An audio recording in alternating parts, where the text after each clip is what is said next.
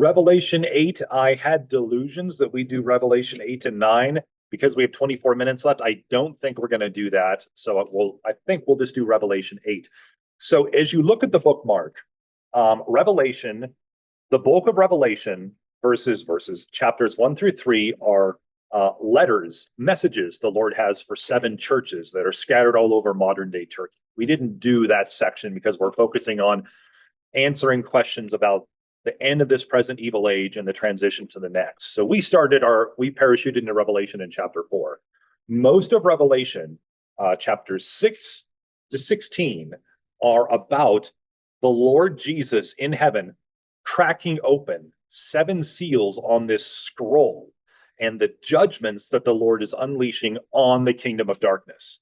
Revelation chapter 4 begins with the Antichrist ruling over the world for his 7-year reign. And I want to take a second to emphasize something that I think we can easily forget. When people think about the Great Tribulation, right? Jesus said in Matthew 24, there's going to be a very specific time that is a great time of great and awful persecution, trouble. That's what tribulation means. And he said it's going to be so bad that if he doesn't stop it, no one would ever survive. And Daniel chapter 9, verse 27 tells us this will be a time that lasts 7 years. We spent a lot of time talking about what the sevens are and everything, but I'm not going to talk about that. Just 7 years, the Antichrist will reign. In the midst or the middle of the 7 years, he's going to take his mask off and betray his true sinister colors. And that, I believe, is when the persecution is going to begin and things will be so awful that if the Lord did not put an end to it, there would be no believers left in the world. So what I want to clarify before we do chapter 8 is this. When most people think of the Great Tribulation, they think of the book of Revelation because there's all sorts of weird creatures, demonic creatures. We're going to talk about demonic locust-looking psycho things here in chapter 9. So all sorts of crazy stuff, all sorts of judgments, the guy on the red horse, the guy on the white horse, the guy on the pale green corpse-colored kind of horse, all sorts of crazy bad things. And this is the misconception. All the stuff we're talking about in Revelation 6 through 16, that is not from Satan. These are judgments from the Lord upon the kingdom of darkness to destroy it right before Jesus comes back. These are not Satan's judgments on believers. That's not what Revelation is about. Revelation is about God saying, I win, unleashing judgment on an unbelieving world and on the Antichrist right before he comes back. And I think we sometimes miss that, and we seem to think that Revelation is about all the bad things the Antichrist does to believers. All of these judgments, they're all from the Lamb who is slain in heaven. Jesus cracks open another seal, bam, more stuff happens. These are judgments from the Lord at the very end of the tribulation. This is when Jesus stops or puts an end to all the persecution, that if he didn't stop, there'd be no one left. This is the very end of the tribulation when the Lord says, like a parent says, that's enough. And he pours out all these judgments on an unbelieving world and the Antichrist. Then it all culminates in Revelation 17 and 18 when the Antichrist and his kingdom, Babylon, is destroyed and everyone's crying and in tears and the smoke from Babylon rises up forever. It's a smoldering ruin. The kingdom of evil is destroyed. Jesus comes back on Revelation 19. The Antichrist and the false prophet are thrown into the lake of fire. Jesus assumes his throne, starts his 1,000-year reign. So I'm emphasizing that to remind us all of these judgments, they are God's judgments on the kingdom of evil, on the world that's consumed and ruled by the Antichrist. So that's the stuff we're talking about. These are not Satan going wild and trying to kill Christians. This is God judging the world. And in chapter 8, how many seals have we gone through so far? There are 7 on the seal. Each time he cracks one open, more bad judgments from the Lord upon the world are unleashed. How many judgments have we gone through so far? We've gone through 6. Now we are in judgment 7. Judgment 7 contains in itself 7 judgments. Each judgment is signified by a trumpet blast. So the 7th seal has 7 judgments tucked inside it. And as we will see, when you get to the seventh trumpet blast of the seventh seal, that seventh trumpet blast itself has seven individual judgments inside it, which are pictured as an angel holding this bowl of toxic, brewish judgment that he pours out onto the world. So we've gone through six of the seven seals, but really we still have 14 judgments to go. So we are just getting warmed up, which is why in Revelation 7, we saw two different groups of people in this dramatic timeout who are just watching this calm before the storm as the seventh seal is cracked open and the first of the 14 individual judgments within it are ready to go. What because Janet's prayer was really good a moment ago. This isn't just for information. So John wrote this in AD 90. There's not like a widespread, deliberate, everyone everywhere in the Roman Empire is persecuted by God. It depended on local context. Some local officials hated Christians more than others. So things kind of it's like in the United States. Some things ebb and flow depending their political persuasion. Things are very different in Idaho than they are in Washington. Some people move to Idaho because they don't want to live here anymore, or Texas, or Tennessee, or wherever, because things are different depending on where you are. So not everyone John writes this letter to is experiencing horrible persecution, but a lot of people are, depending on where they live. What does reading this do for them? What's it do for you? What do you care? What does it have to do with you? Because it's so far in the future. What comfort does this give you about anything? Do you think? Things are terrible. God is in control. God's in control. Anyone else have any ideas? What's coming?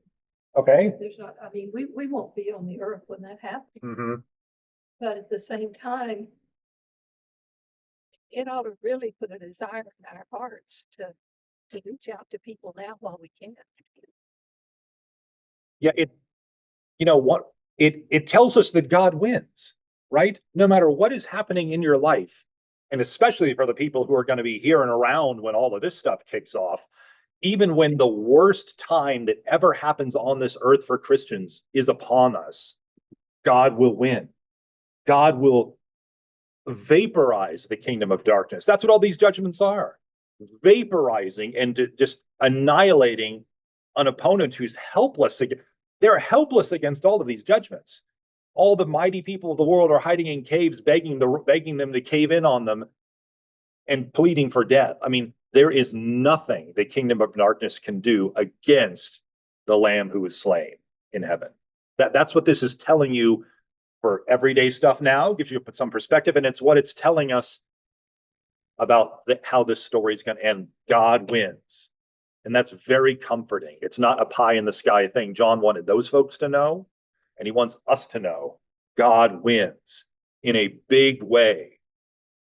It's like, it's like, well, it's like the Americans and the Israelis pummeling Iran right now.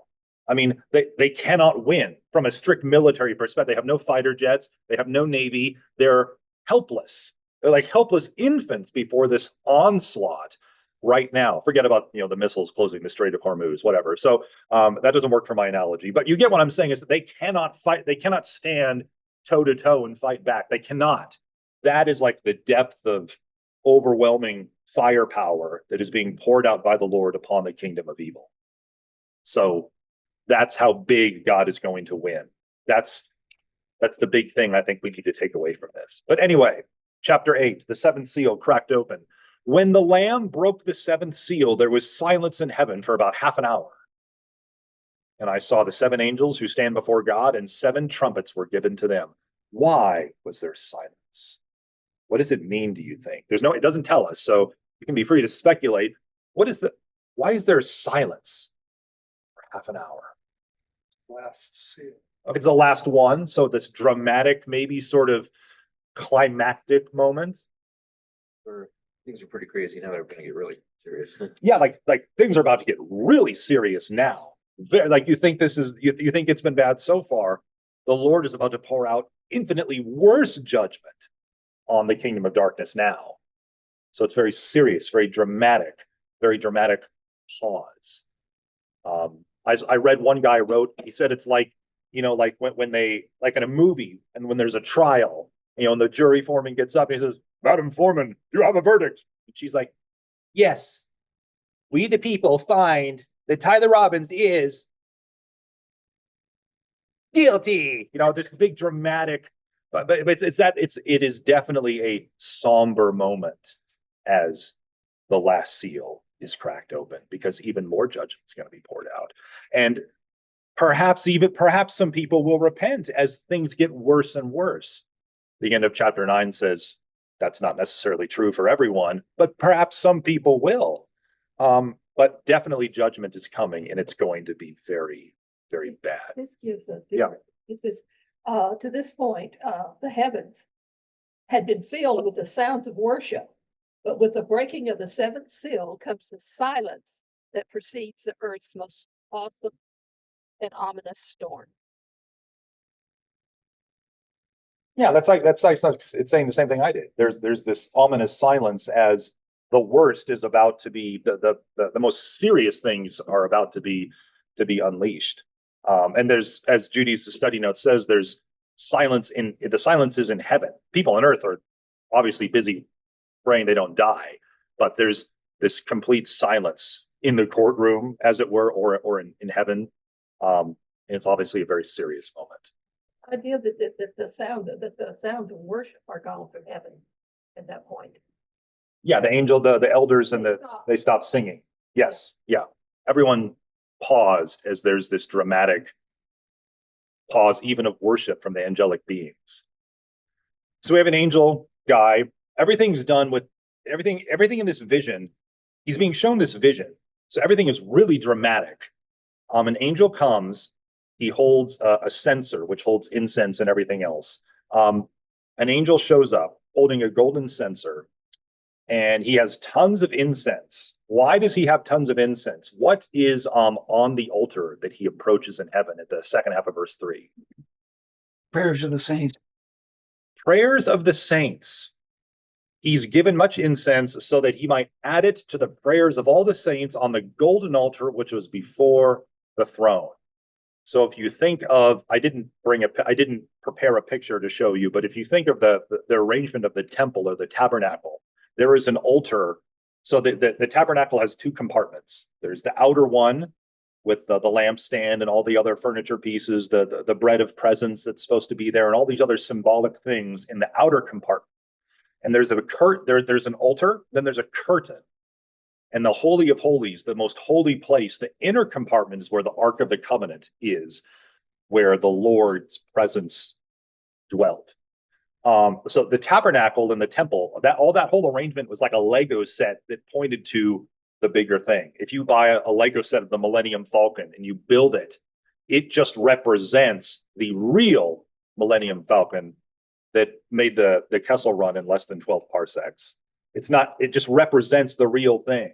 The tabernacle and all the furniture and everything, it is like a Lego model of the real throne room in heaven, where the Lord sits on his throne. The cherubim on the ark with their arms outstretched are like those four angelic beings that are buzzing around with the crazy faces, with their wings, who are always singing and worshiping God all the time. So it's all like a really crude model of the real thing up there.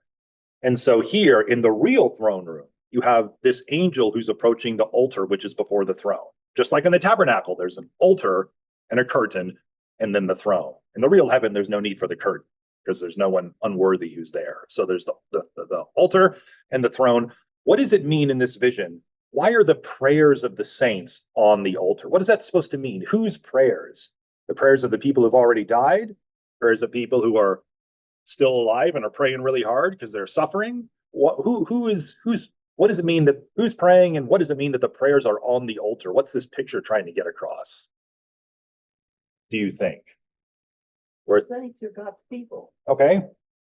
So who's praying? God's people, but where are they, do you think? Who is praying? The ones that are on earth praying for salvation. It's the people who are on the earth. So we saw the 144,000 who were sealed. There are undoubtedly a lot of other believers who didn't get this special seal, but John was pointing out this special mark of protection upon these Jewish believers. But there are people on the earth who are praying to God for protection. And their prayers are like they're being pictured as literally coming into God's presence, as being on this altar in front of him. And it's like they're literally before him as the prayers themselves are smoldering on the altar in this image. And verse 4, the smoke of the incense ascended from the angel's hand with the prayers of the saints before God. So it's like this incense and the prayers themselves are all mingling together into this cloud, and they're all coming into God's presence. And he is like inhaling them, as it will. I mean, he's clearly receiving these prayers in a very visible and physical manner, right? People are suffering. Believers are dying. We've already seen at the end of Revelation 7 a whole huge group of people who have died for their faith during this awful time. That's why the Lord's pouring out this judgment to put a stop to it. Because Matthew 24 tells us if he doesn't put a stop to it, there's not going to be anyone left. Everyone will be dead who believes in Jesus. So there are still people who are praying to God, who are believers, who are praying to God, asking for help, the prayers of the saints, and the Lord is saying, enough. So what happens in verse 5? What does the angel do in this dramatic scene? In Revelation 8:5, what's the angel do? So he scoops up like the flaming coals from the altar, and he like hurls them down to the earth with this violent action. He doesn't just toss. It says he hurled. Whatever word your version uses, it's clearly a violent, forceful action. And so in this imagery, if an angel pours out fire onto the earth, it is not a good thing for those who are about to receive it.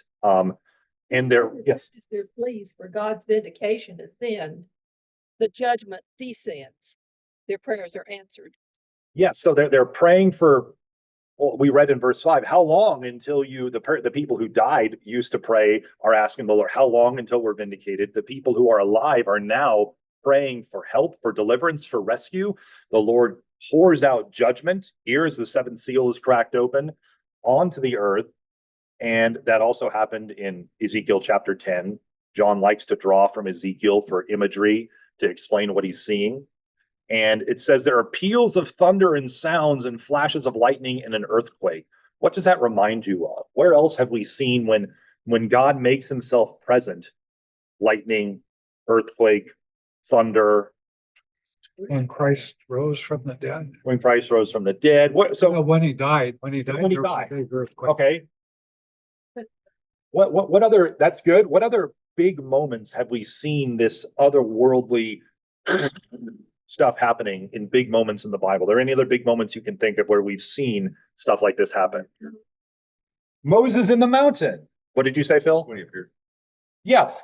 When Moses was about to go up the mountain, God had descended upon the mountain, told Moses, hey, come on up here, just you, everyone else back off.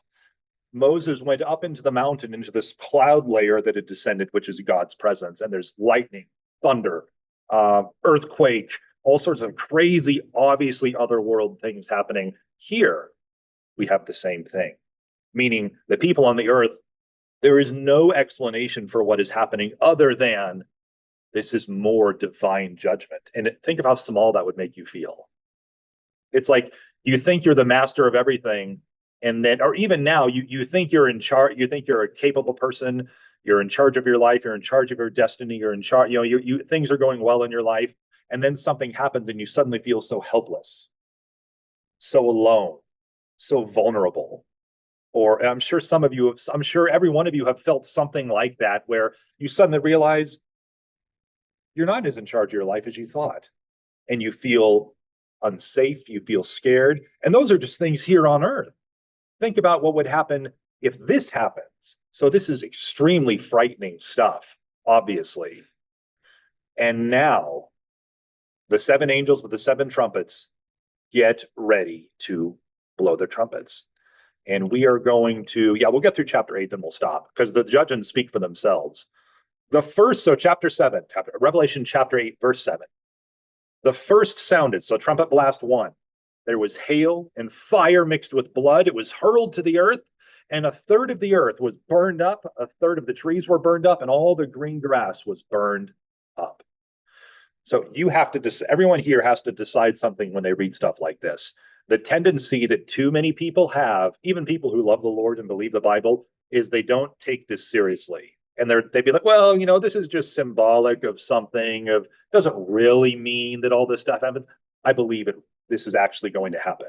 I mean, there's no reason to take this as being ridiculous. I mean, when you read Daniel chapter 2 and you see all the nations pictured as a statue and then a rock's going to smash the statue, okay, you know that you're seeing a vision that's really communicating a deeper reality. When you see Jesus, when he talks his parables, you know it's a story with a deeper meaning. There's nothing here that says this is a story with a deeper meaning. I literally think that we need to literally believe that judgment from God is going to pour out with hail and fire mixed with blood that's going to burn up the vegetation, a third of the vegetation on earth, the trees and the grass.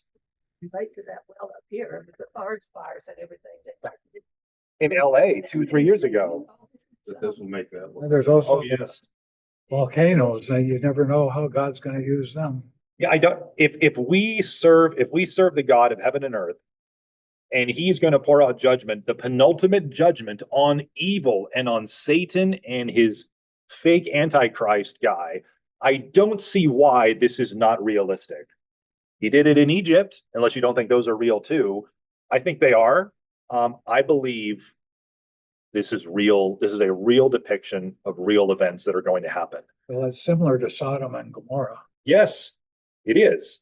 God is that he holds back his judgment until nations have reached such a point that he can no longer handle it other ways. So he brings in total judgment.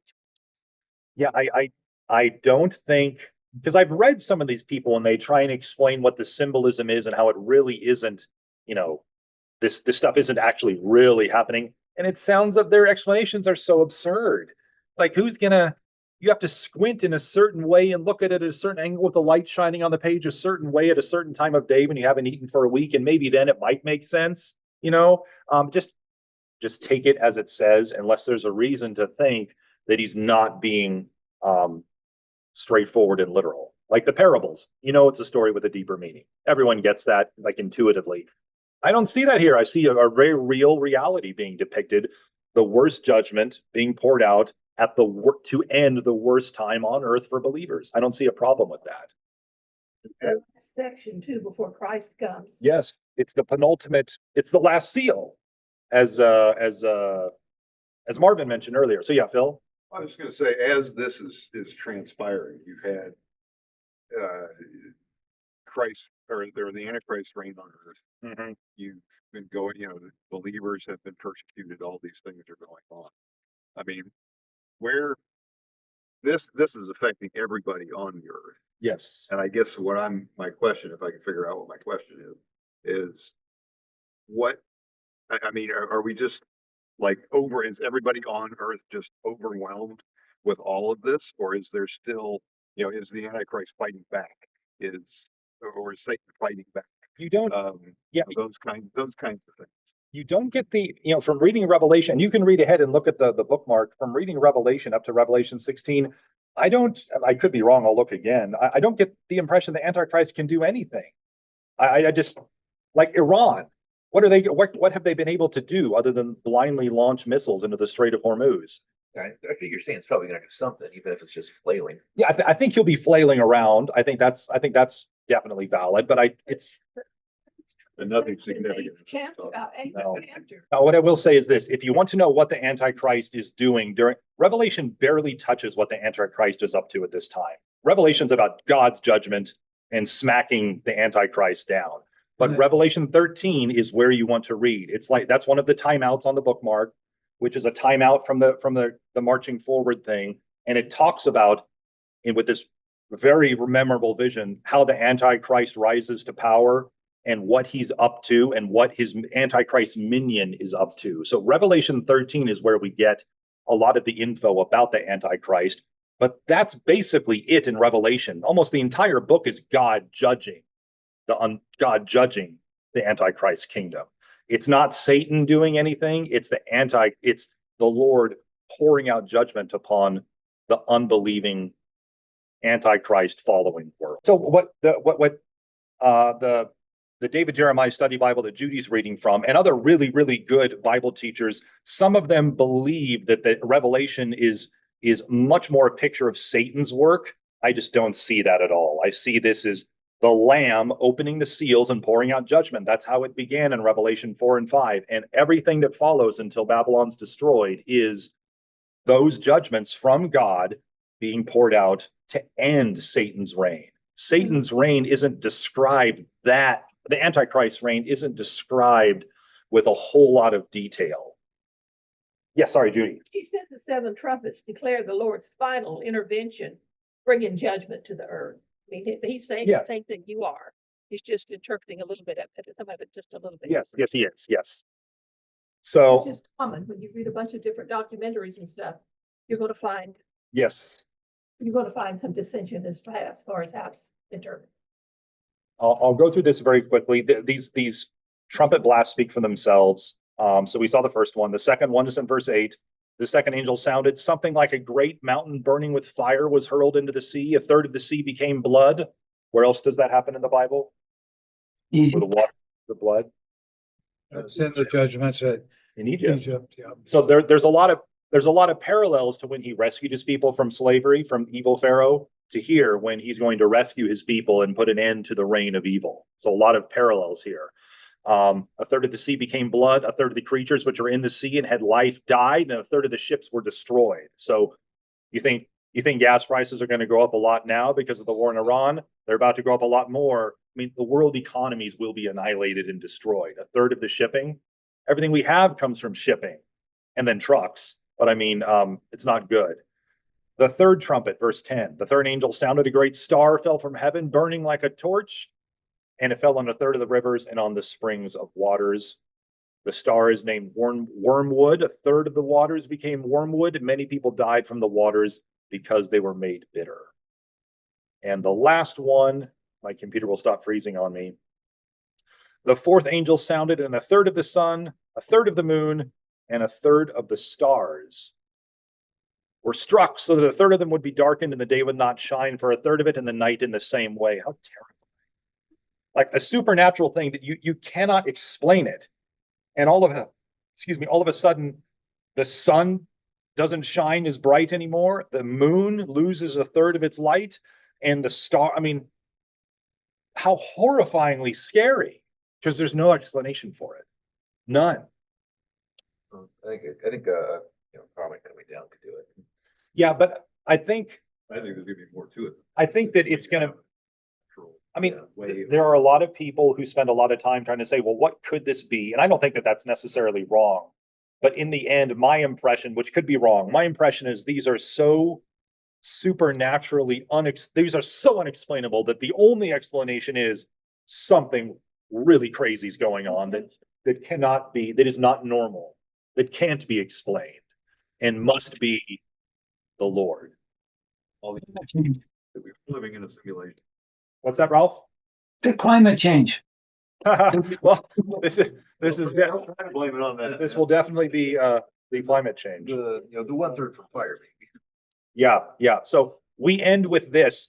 We end with another big dramatic scene, because even though we had this pause in heaven, where, as Judy said, worship itself just stopped because what was about to happen was so bad. Now in verse 13, we hear an eagle. Some older translations with different manuscripts might say an angel.